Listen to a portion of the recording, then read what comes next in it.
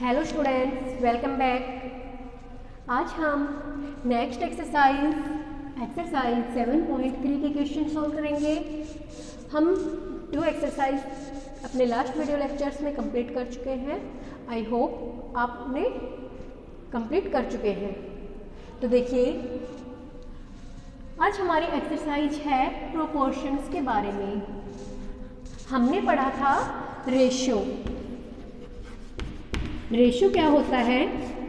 किन्हीं भी दो नंबरों के बीच में कंपैरिजन। ये जो मैंने सिंबल बताया था आपको, ये किसका था? रेशियो का सिंबल था। अगर मैं ऐसा ही एक सिंबल और यहाँ पर बना दूँ तो ये हमारा किसका सिंबल होगा? प्रोपोर्शन। ये हमारा होता है प्रोपोर्शन का। इसे हम हिंदी में कहते हैं समानुपात, और ये होता है हमारा अनुपात। ठीक है, अनुपात हमारा दो के बीच में होता है। प्रोपोर्शन हमारा क्या होता है? जो दो रेशियो आपके पास होते हैं, अगर वो इक्विवेलेंट है, अगर जो रेशियो हमारे हैं वो इक्विवेलेंट है तो वो आपस में क्या होंगे? प्रोपोर्शनल। जैसे मैंने यहाँ पर लिख दिए ये नंबर, देखिए जैसे सबसे पहले प्रोपोर्शन होता क्या है? A proportion is a statement of the equality of the two ratios. कि जो प्रोपोर्शन एक ऐसी स्टेटमेंट है जो दो रेशियो के इक्वलिटी को दिखाती है। जैसे आपने देखा यहाँ पर एक मैंने नंबर लिखा है 6:12 प्रोपोर्शन में है 1:2 की। तो हमें कैसे पता लगेगा कि ये दोनों आपस में प्रोपोर्शन में है या नहीं है? तो हम क्या करेंगे, 6:12 है, इसे हम 6 से डिवाइड कर देंगे। 6 1 जा 6, 6 2 जा 12, ये हमारा 1/2 आ गया। और ये भी हमें क्या दिया हुआ है? 1/2। तो दोनों रेशियो इक्वल हैं, तो हमने बीच में क्या लगा दिया? प्रोपोर्शन का। जैसे आपने लिख दिया 3:9, और यहाँ पर आपने लिख दिया 6:18। क्या ये प्रोपोर्शन में है या नहीं? तो हम कैसे करेंगे? पहले इनको लोएस्ट फॉर्म में लिखेंगे। ये आपका आ गया 1:3, और ये भी आ गया 1:3।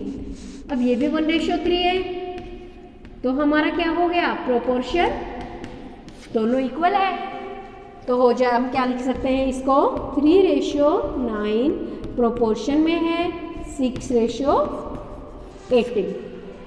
ठीक है, तो प्रोपोर्शन आपको समझ में आ गया होगा कि प्रोपोर्शन क्या होता है? जो दो रेशियो के इक्वलिटी को शो करता है। A proportion has 4 terms. जो प्रोपोर्शन में 4 टर्म्स होती है, देखिए 1 2 3 4। प्रोपोर्शंस में कितने टर्म होते हैं? 4 टर्म्स होती हैं। And the first and the last terms, देखिए जो हमारे पास प्रोपोर्शन होता है उसमें 4 टर्म्स होते हैं। कोई भी नंबर है, जैसे 3:9 प्रोपोर्शन 1:3, इसमें 4 टर्म्स है 1 2 3 4। अब इसमें जो फर्स्ट और लास्ट टर्म है, फर्स्ट एंड लास्ट, इनको हम कहते हैं एक्सट्रीम्स। इन्हें किस नाम से जाना जाता है? फर्स्ट एंड लास्ट टर्म को एक्सट्रीम्स। एंड सेकंड और थर्ड जो टर्म्स हैं हमारे, सेकंड एंड थर्ड, उनको हम कहते हैं मीन्स। सेकंड एंड जो थर्ड टर्म्स है वो जाने जाते हैं मीन्स। फर्स्ट एंड थर्ड होते हैं एक्सट्रीम्स। ठीक है, ये एक्सट्रीम्स होती हैं और ये मीन्स होती हैं। तो फर्स्ट एंड लास्ट, और जो दो मिडिल बच गई हमारे पास, सेकंड एंड थर्ड, तो इनको हम मिडिल से, आप याद रखो ये बीच में होती है मिडिल में, तो मिडिल से मीन्स बन गया। ये कॉर्नर पे होंगे फर्स्ट एंड लास्ट, वो हमारा एक्सट्रीम हो गया। अब देखिए, हमें क्वेश्चन में फाइंड आउट करना है कि हमें प्रोपोर्शंस में कोई एक नंबर नहीं दिया। अगर हमारा कोई एक नंबर मिसिंग है तो उसे हम कैसे फाइंड आउट करेंगे? जैसे आपको दिया है 4:7 प्रोपोर्शन, यहाँ पर एक नंबर आपका मिस है और इसमें दे दिया है यहाँ पर 21। हमें ये नंबर फाइंड आउट करना है कि यहाँ पर क्या नंबर होगा। अब हम ये कैसे निकालेंगे? हमें पता है ये रेशियो और ये रेशियो आपस में क्या है? इक्वल है, क्योंकि इनका जो लोवेस्ट फॉर्म करोगे वो दोनों की क्या आएगी? आपकी इक्वल आएगी। अब देखिए हमें इसका जो निकालने का तरीका है वो क्या है, फर्स्ट एंड लास्ट जो एक्सट्रीम्स होती हैं, तो हम यहाँ पे लिखेंगे product of extremes is equal to, वो किसके बराबर होंगी, प्रोडक्ट ऑफ मीन्स। ये हमारा फॉर्मूला है, product of extreme is equal to product of means. इस फॉर्मूले से हम इस नंबर को फाइंड आउट कर सकते हैं। हमने माना लेट द अननोन नंबर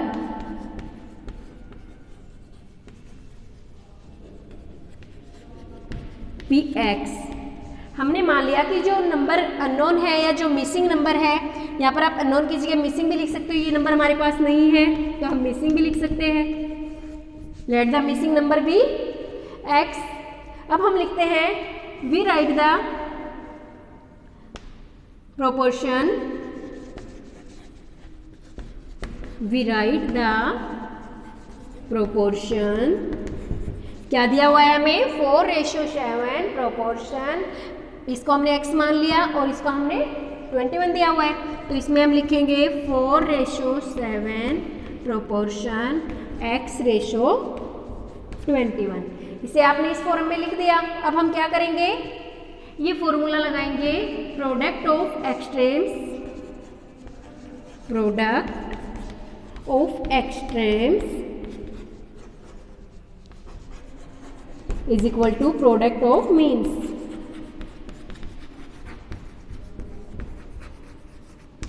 ठीक है, अब इस फॉर्मूले में हमें इनका एक्सट्रीम क्या क्या है, 4 and 21। मैं इस क्वेश्चन को यहां कर रही हूं, देखिए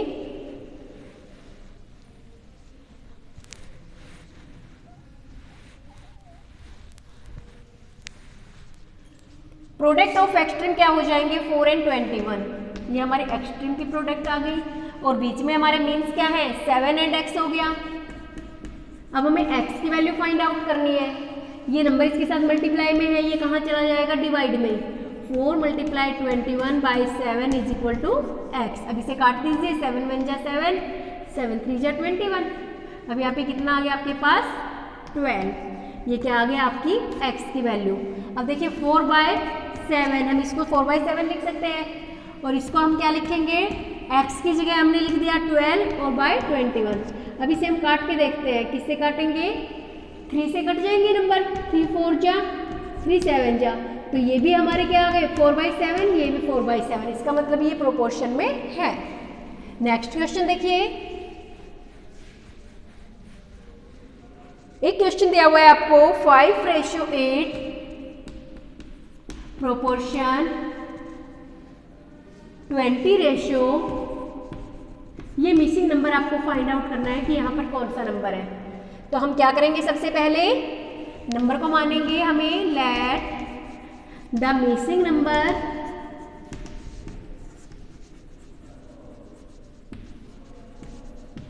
बी एक्स, जो मिसिंग नंबर है वो x है। अब हम लिखेंगे we write the proportion, proportion में हमारा क्या हो जाएगा, कैसे लिख सकते हैं हम इसको, अगर हमने इसको x मान लिया तो 5:8 प्रोपोर्शन 20:x। अब हम फॉर्मूला लगाएंगे, same formula, product of extremes is equal to product of means.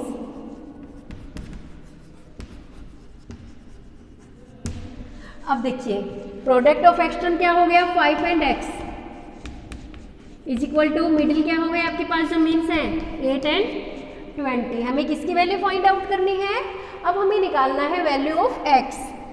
x की वैल्यू निकालेंगे तो जो मल्टीप्लाई में है वो डिवाइड में चला जाएगा, 5 1 जा 5, 5 4 जा 20। तो x की वैल्यू हमारे पास क्या आ गई, x की वैल्यू आ गई हमारे पास 8 4 जा 32। ठीक है, अब हम इसको वेरीफाई करते हैं हमारा आंसर सही है या गलत है। 5:8 है हमारे पास और ये हमने निकाला है 20:32। अब हम इसको किससे काटेंगे, 4 की टेबल से कट सकते हैं, 4 5 जा 4 8 जा, दोनों इक्वल हैं, इसका मतलब ये हमारा राइट आंसर है। तो इसकी तरह ही आपके जो एक्सरसाइज के हमारे बाकी के क्वेश्चंस हैं आप उनको भी कंप्लीट कीजिए और इनकी प्रैक्टिस कीजिए। Thanks, have a nice day.